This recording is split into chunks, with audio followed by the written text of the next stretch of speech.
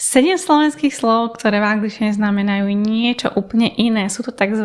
False friends, teda slova, ktoré sa nám v slovenčine podobajú na nejaké anglické slovo alebo v angličtine na nejaké slovenské slovo, ale v skutočnosti sú to len falošní kamaráti a znamenajú v angličtine niečo iné. Ako prvé si dáme actual.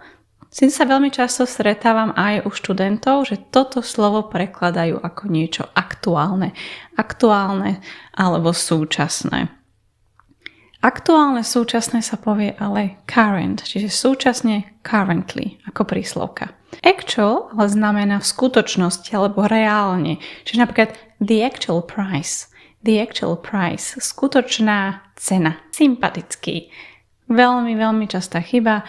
Prekladajú to ako sympathetic. Sympathetic, také slovo v angličtine neexistuje. Veľmi podobné je k tomu ale sympathetic, ale to znamená taký súcitný alebo chápavý. Ale sympatický, na to nemajú úplne také pekné slovo Angličania, ale prekladá sa to napríklad ako nice alebo likeable. He's a really likeable guy. He's a really nice guy.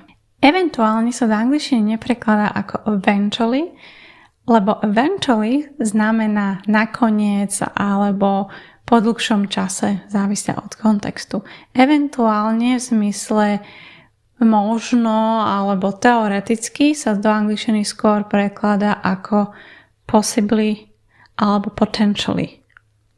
We could possibly go tomorrow instead. Teoreticky by sme mohli ísť namiesto toho zajtra. Gymnázium ako škola nie je gymnázium, ale grammar school. Gymnázium v angličtine je vlastne celý výraz od gym, čo je vlastne telocvičňa, ale gymnázium je teda vlastne stredná škola, čiže sa to môže prekladať ako grammar school alebo high school, keď to berieme ako strednú školu. Akcia v obchode. Akcia v obchode nie je action, aj keď je tak pomenovaný ten obchod, ale ani action. Minule som bola v action v obchode, len sa tak pozrieť, že čo to tam vlastne tak ľudia nakupujú. A bola tam jedna pani a ona povedala predávačke, že kúpila som to v inom actione. Môžem to vymeniť aj tu? No, action. Takže action teda neznamená akcia, ale znamená to čin alebo skutok, respektíve nejaká aktivita. Nikdy to nie je zľava. Zľava je po anglicky ako sale alebo discount. Takže napríklad môže byť These shoes have a 20% discount. Alebo These shoes are 20% off. These shoes are on sale. Výpredav, taká všeobecná zľava, a discount alebo ten výraz s tým off väčšinou sa použije, keď sú tam nejaké percentá. Promócia ako slávnostné ukončenie štúdia sa neprekladá ako promotion, lebo promotion je povýšenie v práci. Promotion, teda povýšenie v práci, a slávnostné ukončenie štúdia ako promócia bolo graduation alebo graduation ceremony. My graduation is in a month.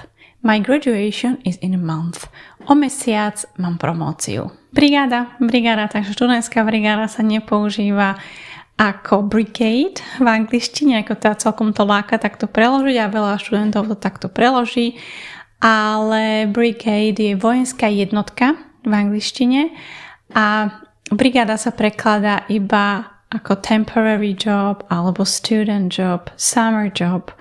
I have a summer alebo part-time job at the restaurant. Teraz mám úlohu pre teba, preložíš mi toto slovíčko, ako to povieš v angličtine, takisto to bude z tej kategórie false friends. Predtým, ako do toho pustíme, tak si klikni link v opise, je tam waitlist na lekcie so mnou.